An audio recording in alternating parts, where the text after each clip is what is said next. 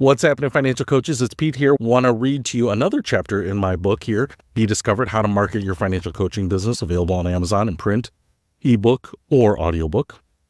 This is the second chapter, chapter 2, how I built my financial coaching business on the side. And that's actually how I would recommend building a financial coaching business. A lot of people want to just leave their job and start the business, but I would really highly recommend doing this as a side hustle first. It's a good way to see if it's right for you. But here's how I did it. So you're thinking about diving into the world of financial coaching. That's awesome. Many folks are drawn to this field because they dream of ditching their 9-to-5 and being their own boss, and who can blame them? But here's the thing.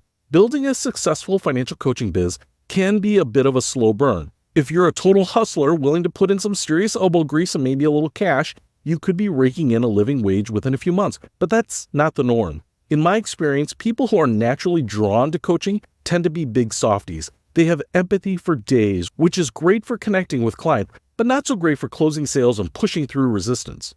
Coaches are collaborators at heart, not necessarily killer salespeople.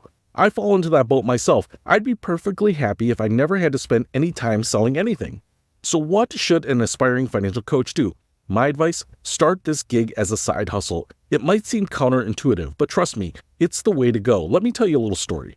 A while back, I was hired by a company to run their financial wellness and coaching program. We would sell this program to businesses and organizations, and their employees or members would get access to our coaching services. It was a pretty sweet setup, but here's the kicker. I encouraged my coaches to start their side hustles and find clients who would pay them directly. I figured that if they were practicing what we preached, it would make them better coaches and better off financially. It was all good as long as they weren't poaching clients from our subscriber pool. And guess what?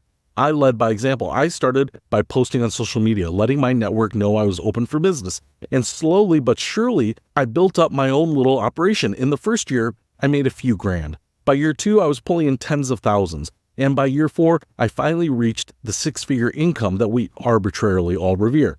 But the benefits went beyond just the extra cash.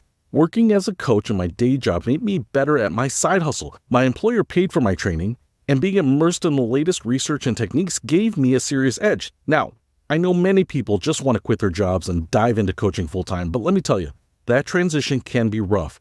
Making enough money to live on right out of the gate or ever is difficult. That's why I'm such a big fan of the side hustle approach. If you can find a coaching job with a company that serves a specific audience and lets you do your own thing on the side, as long as you're not competing with their clients, it can be a perfect setup.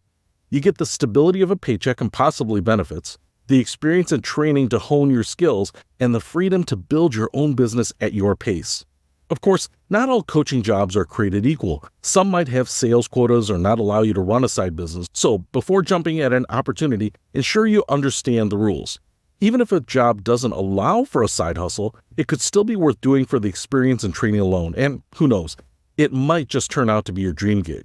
So there you have it. The side hustle approach to building a financial coaching business. It might not be the sexiest or fastest path, but it's the smartest in my book. Slow and steady wins the race. Now get out there and start hustling. Your future clients are waiting for you. So that's how I did it. I literally did it that way because I didn't want to leave my job. I actually had a really good job. Like I said, came out of college and was blessed with a really good job with good benefits and some stock options.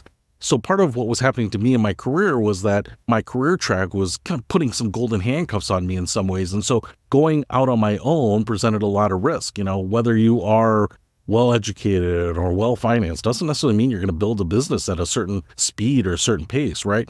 And so every new business starts at zero usually.